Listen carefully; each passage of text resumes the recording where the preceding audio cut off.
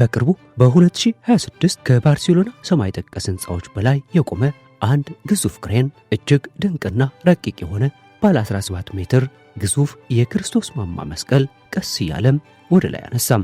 ይህ ታሪካዊ ክስተት ከመፈጸሙ ጥቂት ዓመታት በፊት ደግሞ በ2021 ዓ.ም የድንግል ማርያም ግንብ ጫፍ ላይ ያረፈችው ባለ 12 ማዕዘን አስደናቂ ኮከብ በባርሴሎና ሰማይ ላይ ለመጀመሪያ ጊዜ ደማቅ ብርሃን አብርታ ነበር።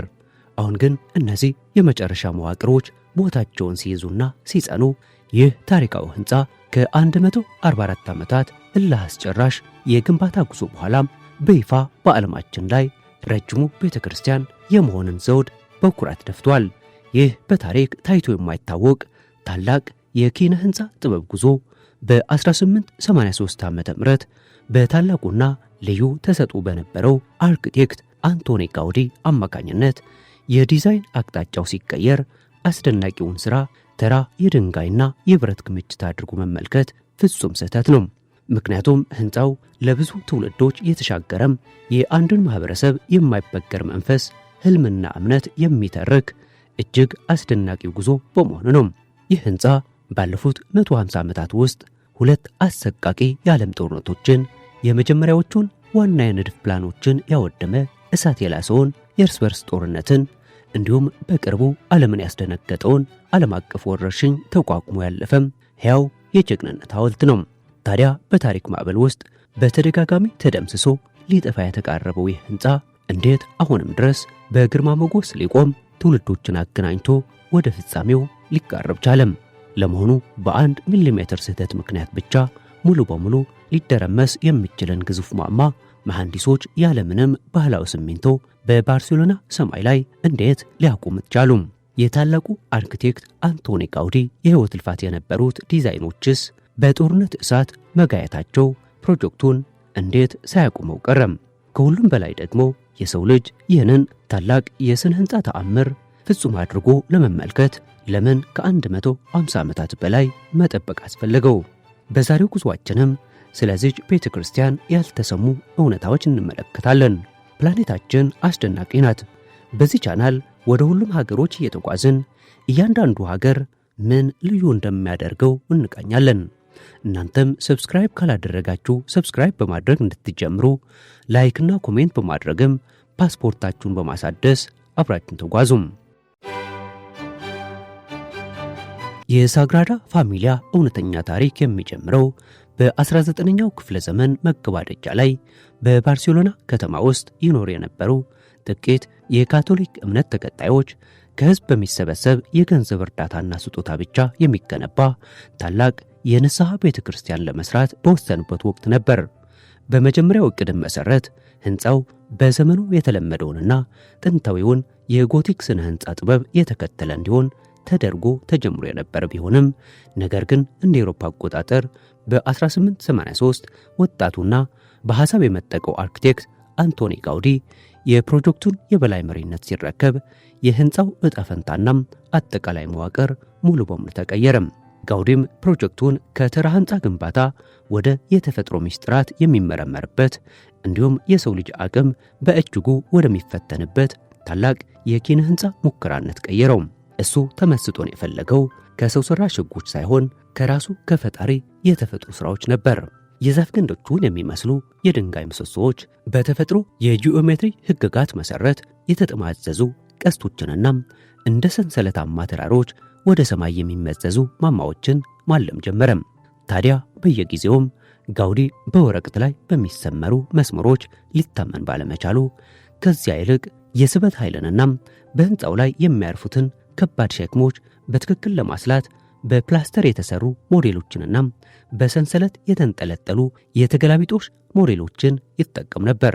ይህ ዘዴም በዘመኑ ለነበሩ መሐንዲሶች ፈጽሞ የማይታሰብና አስገራሚ ጥበብ ነበር። ነገር ግን እንደ አውሮፓ አቆጣጠር በ1926 ጋውዲ ባልታሰበ አደጋ ሕይወቱ ሲያልፍ የዚህ ታላቅ ቤተክርስቲያን ከሩብ የማይበልጠው አካል ብቻ ነበር የተገነባው። ከአርኪቴክቱ ሞት በኋላም የሳግራዳ ፋሚሊያ ፕሮጀክት እጅግ አሰቃቂና ጨለማ የሆኑ ታሪካዊ ውጣ ውረዶችን አስተናግዷል።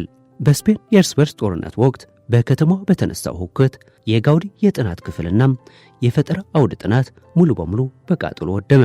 የሕይወቱን ሙሉ ልፋት ያሳረፈባቸው ለቀጣይ ትውልድ መመሪያ እንዲሆኑ ያስቀመጣቸው የፕላስተር ሞዴሎችንና ስዕሎች በሙሉ ተሰባብረውና ተበታትነው የትቢያ ሰለባ ሆኑ። ይህ ክስተት ብዙዎችን ተስፋ ያስቆረጠም፣ ፕሮጀክቱ ዳግም እንዳያንሰራራ አድርጎ የደፈነም ትልቅ ውድመት ነበር። ነገር ግን ከተረፉት ጥቂት የድንጋይና የፕላስተር ስብርባሪዎች ላይ በመነሳት ከእርሱ በኋላ የተተኩ የበርካታ ትውልድ አርክቴክቶች፣ መሐንዲሶችና ባለሙያዎች የጋውዲን ታላቅ ራዕይ እንደገና ከተቀበረበት አመድ ውስጥ ፈልፍለው ማውጣት ጀመሩ። ይህ እጅግ አሰልቺም ጥንቃቄ የተሞላበትና ፈታኝ የሆነ የምርምርና የመልሶ ግንባታ ሂደት የሳግራዳ ፋሚሊያን ታሪክ በሰው ልጅ ታሪክ ውስጥ ረጅሙና እጅግ አስደናቂው የሥነ ሕንፃ ጉዞ አደረገው። ዛሬ በ2026 ዓ.ም ቢሆን ይህ ሕንፃ ከመቶ ለሚበልጡ ዓመታት የፈሰሰበትን ላብና ጥረት ይዞ ወደ ፍጹም ፍጻሜው በልበ ሙሉነት እየተጓዘ ይገኛል።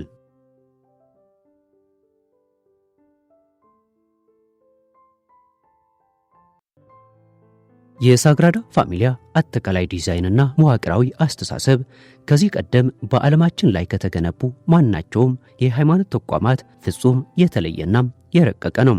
የተለመዱት የጎቲክ ስነ ሕንፃዎች የሕንፃውን ከባድ ጣሪያ ለመሸከም እጅግ ወፋፍራም የሆኑ የውጭ ግንቦችንና የጎንዮሽ ድጋፎችን መጠቀም የግድ ይላቸው ነበር። ጋውዲ ግን ይህንን አሰራር ሙሉ በሙሉ ውድቅ አደረገም። እሱ ያለመው የሕንፃው አጠቃላይ ሸክም ልክ ጥቅጥቅ ባለ ጫካ ውስጥ እንዳሉ የዛፍ ግንዶች በሕንፃው ውስጣዊ የድንጋይ ምሰሶዎች ላይ ብቻ እንዲያርፍና ወደ መሬት እንዲወርድ ነበር። አጠቃላይ ቤተክርስቲያኑ በ18 ግዙፍ ማማዎች ዙሪያ የተደራጀ ሲሆን እያንዳንዱ ማማ የራሱ የሆነም ጥልቅ ሃይማኖታዊና መንፈሳዊ ምስጢር አለው። 12ቱ ዝቅተኛ ማማዎች የ12ቱን ሐዋርያት ሕይወትና አገልግሎት ይወክላሉ። 4ቱ ረዣዥም ማማዎች ደግሞ 4ቱን ወንጌላትን የሚያመለክቱ ናቸው። በሌላ በኩል ከላዩ ኮከብ የያዘው አንደኛው ማማ ለድንግል ማርያም የተሰጠ ሲሆን ሁሉንም አስበልጦ ወደ ሰማይ የሚመሰሰውና በማዕከል ላይ የሚገኘው ታላቅ ማማ ደግሞ ለኢየሱስ ክርስቶስ የተሰጠ ነው። ይህ ማዕከላዊ ማማ ሙሉ በሙሉ ተጠናቆ ቁመቱ 172 ሜትር ደርሷል። ይህም ሳግራዳ ፋሚሊያን በዓለም ላይ ረጅሙ ቤተክርስቲያን አድርጓል። ነገር ግን እዚህ ላይ ነው የጋውዲ ትህትናና ጥልቅ ፍልስፍና የሚገለጠው። ጋውዲ ይህንን ቁመት ሆን ብሎ ነው በባርሴሎና ከተማ ከሚገኘው የሞንትጁዊክ ተራራ ቁመት በ1 ሜትር እንዲያንስ አድርጎ ያነደፈው። ምክንያቱም የሰው ልጅ ሥራ ፈጽሞ በፈጣሪ እጅ ከተሰራው ድንቅ ሥራ መብለጥ የለበትም የሚል ጽኑ እምነት ስላለው ነው። ወደ ቤተክርስቲያኑ ውስጠኛ ክፍል ስንገባ የምሰሶቹ አወቃቀር ተራ የድንጋይ አምዶች አለመሆናቸው እንረዳለን። እነዚህ ምሰሶች ወደ ላይ በሚመዘዙበት ጊዜም ልክ እንደ ሕያው ዛፍ እየተጠማዘዙና ቅርጻቸውን እየቀየሩ ይሄዳሉ። ወደ ጣሪያው ሲቃረቡ ደግሞ ልክ እንደ ዛፍ ቅርንጫፎች ወደ ተለያዩ አቅጣጫዎች ይከፈላሉ። በዚህ አስደናቂ የምህንድስና ጥበብ ምክንያት ሰፊውና ከባድ የሕንፃው ጣሪያ ምንም አይነት ወፋፍራም የውስጥ ግንብ ሳይፈልግ በነፃነት በእነዚህ አምዶች ላይ መቆም ችሏል። ይህም በውስጡ ሰፊ ክፍትና በተፈጥሮ ብርሃን የተሞላም አስደናቂ ድባብ ፈጥሯል። ለሳግራዳ ፋሚሊያ ግንባታ የሚያገለግለው ዋናው ጥሬ ዕቃ ተፈጥሯዊ ድንጋይ ነው። በመጀመሪያዎቹ ዓመታት ግንባታው የሚካሄደው ከከተማዋ ቅርብ ከነበረው የሞንትጁዊክ ተራራ በሚወጣው ልዩ ድንጋይ ነበር። ነገር ግን ያ የድንጋይ ማውጫ ሙሉ በሙሉ በመሟጠጡ ምክንያት ዛሬ በዓለም ዙሪያ ካሉ ከተለያዩ ታዋቂ የድንጋይ ማውጫዎች የሚመጡ ተመሳሳይና ጥንካሬያቸው የተመሰከረላቸው የድንጋይ አይነቶች ጥቅም ላይ ይዋል ይገኛሉ። እያንዳንዱ የድንጋይ ብሎክ ከመቀረጹ በፊት ለዘመናት መቆም መቻሉን ለማረጋገጥ ጥብቅ የጥንካሬና የጥራት ምርመራ ይደረግበታል። እነዚህ ድንጋዮች ተራ ግንቦችን ለመስራት ብቻ ሳይሆን ለአንድ እጅግ ልዩና ታሪካዊ መዋቅር ግንባታ ዋና ምሰሶዎች ናቸው። ይህም በሕንፃው እምብርት ላይ ለሚቆመውና የጠቅላላው የሥነ ሕንፃ ጥበብ ማጠቃለያ ለሆነው ለኢየሱስ ክርስቶስ ማማ ነው። ይህ ማዕከላዊ ማማ የሳግራዳ ፋሚሊያ መዋቅራዊ ከፍታ ማሳረጊያ ብቻ ሳይሆን ጠቅላላው የኪነ ሕንፃ ጥበብ ንድፈ ሐሳብ የሚቀናጅበት ዋና ማዕከል ነው። ማማው ሙሉ በሙሉ ተገንብቶ ቁመቱ 172 ሜትር የደረሰ ሲሆን በጫፉ ላይ ደግሞ በብርጭቆናም በሴራሚክ የተለበጠ የፀሐይን ብርሃን ወደ አራቱም ማዕዘናት የሚያንጸባርቅ ባለ 17 ሜትር ግዙፍ መስቀል አርፎበታል። ነገር ግን ከ170 ሜትር በላይ ከፍታ ያለውና ሙሉ በሙሉ ከተፈጥሮ ድንጋይ የሚሰራን ማማ መገንባት በዘመናዊ ምህንድስና እጅግ አስፈሪ ከሚባሉ ፈተናዎች አንዱ ነው። መሐንዲሶቹ በከፍተኛ ከፍታ ላይ የሚነሳውን ብርቱ የንፋስ ግፊት፣ የመሬት መንቀጥቀጥ ስጋትንና የህንፃውን ታላቅ የመሬት ስበት ሸክም በአግባቡ ማመጣጠን ነበረባቸው። ይህንን ውስብስብ ችግር ለመፍታት ግንባታውን በተለመደው ድንጋይ በድንጋይ ላይ በመደርደር ከምድር ወደ ላይ የመገንባት ስልት ሳይሆን አጠቃላይ ማማውን በትላልቅ ክፍሎች ወይም ሞጁሎች ከፋፍሎ ከግንባታው ቦታ ውጭ ባሉ ዘመናዊ አውደ ጥናቶች ውስጥ አስቀድመው በማዘጋጀት ነበር ይህንን ተአምር ያሳኩት። እያንዳንዱ ሞጁል በኮምፒውተር የሚመሩ የሲኤንሲ ማሽኖችን በመጠቀም በሚሊሜትር ጥንቃቄ የተቀረጹ 16 ትላልቅ የድንጋይ ብሎኮችን አቀናጅቶ የያዘ ነው። እነዚህ የድንጋይ ብሎኮች በማማው የተጠማዘዘም የጂኦሜትሪ ቅርጽ መሰረት ልክ እንደ ግዙፍ የሌጎ ጨዋታዎች እርስ በርስ ከተገጣጠመ በኋላም በውስጣቸው በሚያልፉ ድብቅ የብረት ሰንሰለቶችና መገጣጠሚያዎች አማካኝነት እጅግ በጠበቀ ሁኔታ አንድ ላይ ይቆለፋሉ። አንዴ ከተገጣጠሙ በኋላም እያንዳንዱ ሞጁል ራሱን ችሎ የህንፃውን የላይኛውን ሸክም ተሸክሞ ወደ ታችኛው ክፍል ማስተላለፍ የሚችል ገላጭ መዋቅር ይሆናል። 8 እንደዚህ ያሉ ሞጁሎች በአንድ ላይ ሲገጣጠሙ የማማውን አንድ ሙሉ ዙር ፎቅ ይፈጥራሉ። በዚህ አስደናቂ የምህንድስና ስልት ምክንያት መሐንዲሶቹ እያንዳንዱ አካል ወደ ግንባታ ቦታው ሳያጓጉዙ በፊት ጥራቱንና የጥንካሬ ልኩን ቁጥጥር ባለው ደህንነቱ የተጠበቀ የሥራ ቦታ ላይ ለመፈተሽ እድል አግኝተው ነበር። ይህ የቅድመ ዝግጅት ስልት በከፍተኛ ከፍታ ላይ የሚሰሩ ሰራተኞችን ደህንነት ከመጠበቁም በላይ ግንባታው ከተለመደው የድንጋይ አሰራር ዘዴም በ16 እጥፍ በበለጠ ፍጥነት እንዲከናወን አስችሏል። በአውደ ጥናቱ የተዘጋጀው እያንዳንዱ ክፍል ከ7 እስከ 10 ቶን የሚመዝን ሲሆን እነዚህ ግዙፍ አካላት በልዩ የሰማይ ጠቀስ ክሬኖች አማካኝነት በደርዘን የሚቆጠሩ ሜትሮች ወደ ሰማይ ማንሳት እጅግ ከፍተኛ ጥንቃቄን ይጠይቃል። ይህ ሂደት በክሬን አንቀሳቃሹና በምድር ላይ ባለው የግንባታ ቡድን መካከል ፍጹም የሆነ የመረጃ ልውውጥና መናበብን ይሻል። ምክንያቱም በከፍተኛ ከፍታ ላይ የሚፈጠር ጥቃቅን የንፋስ መወዛወዝ እንኳ የብሎኮቹን መገጣጠሚያ መስመር ሙሉ በሙሉ ሊያሳስተው በመቻሉ ነው። በዚህም የተነሳም እነዚህን ከባድ ሞጁሎች ወደ ላይ የማንሳቱ ሥራ የሚከናወነው የንፋሱ ፍጥነት ሙሉ በሙሉ ደህንነቱ በተጠበቀ ክልል ውስጥ መሆኑ ሲረጋገጥ ብቻ ነው። ብሎኮቹ ቦታቸው ላይ ሲያርፉ የሚፈቀደው የልዩነት ስህተት ከ1 ሚሊሜትር ያልበለጠ መሆን አለበት። የብሎኮቹ ማያያዣ ቀዳዳዎች በጥቂት ሚሊሜትር እንኳ ከተዛቡ ሰራተኞቹ የላይኛው ክፍል ከታችኛው ክፍል ጋር ፍጹም ተጣጥሞ እንዲቀመጥ በዚያው በከፍታ ላይ ሆነው በእጅ ማስተካከል ይጠበቅባቸዋል። እያንዳንዱ እንቅስቃሴ እጅግ በዝግታና በቁጥጥር ስር የሚከናወን ሲሆን ሙሉ በሙሉ ተረጋግቶ እስኪታሰር ድረስ ሰራተኞቹ በንቃት ይከታተሉታል። ሁሉም የመገጣጠሚያ ነጥቦች በብረት መንጠቆዎች ሲቆለፉ ብቻ ያ ክፍል የማማው ቋሚ አካል ሆኖ ስራ ይጀምራል።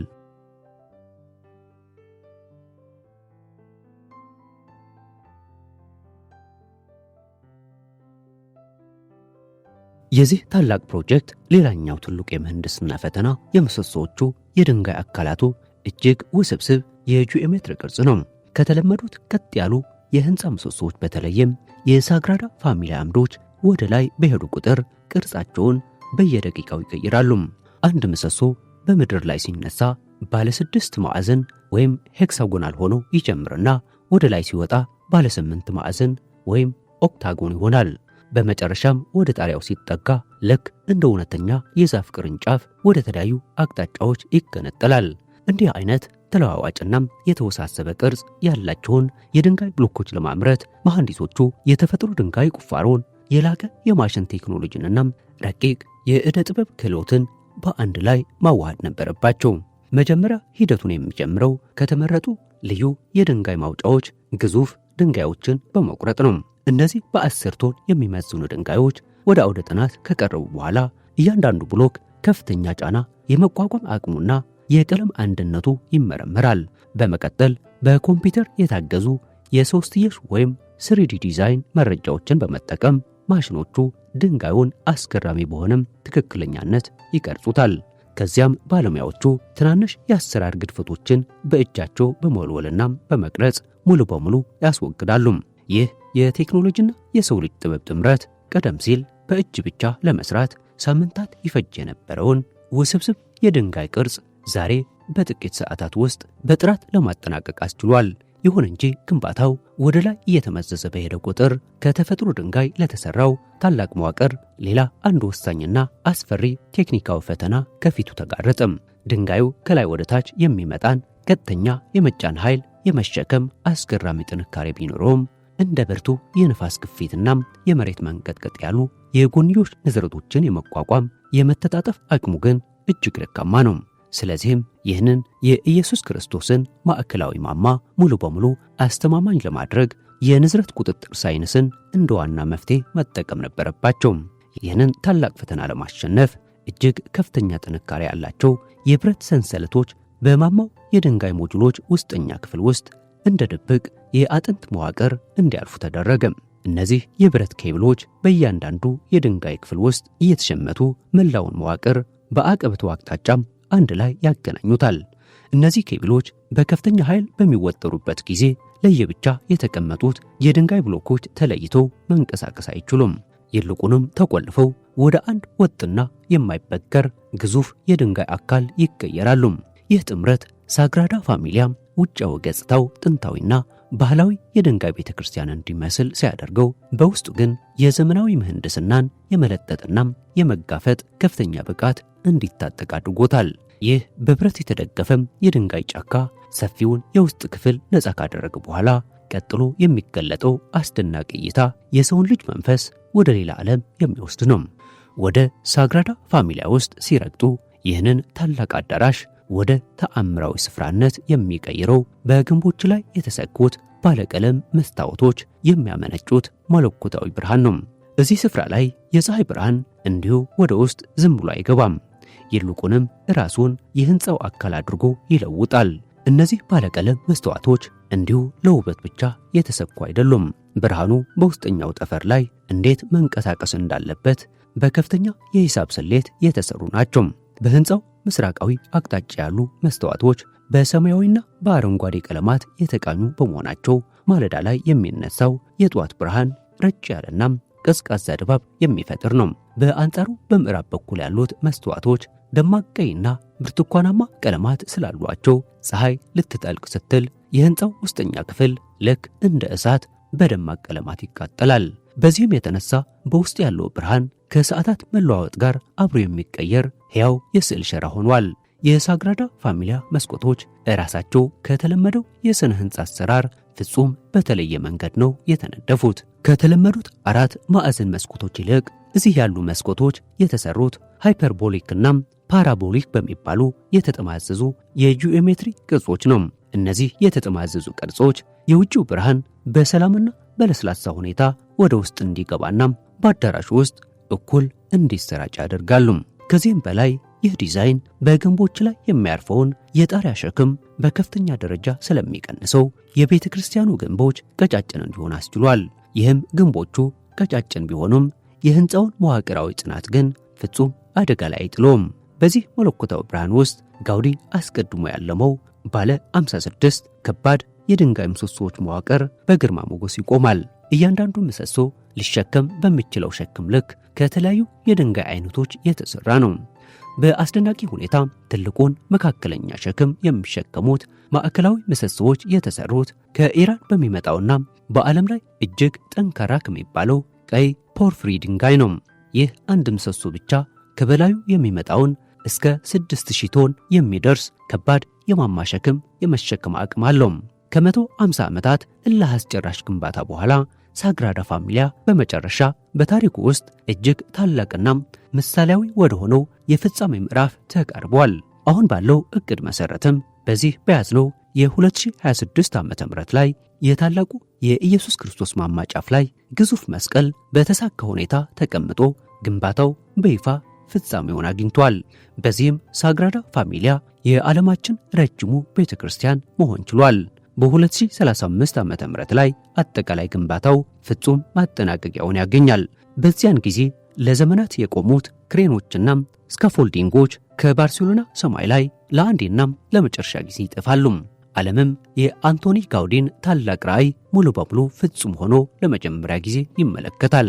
በ19ኛው ክፍለ ዘመን መገባደጃ ላይ የመጀመሪያውን ድንጋይ ያኖሩት ጥንታዊ ግንበኞች ከ100 ዓመታት በላይ ከቆየም የትውልድ ቅብብሎች በኋላም ልጆቻቸው ይህንን ታላቅ ህልም በዘመናዊ ኮምፒውተሮችና በሮቦቶች ታግዘው ይኸው ዳር አድርሰውታል።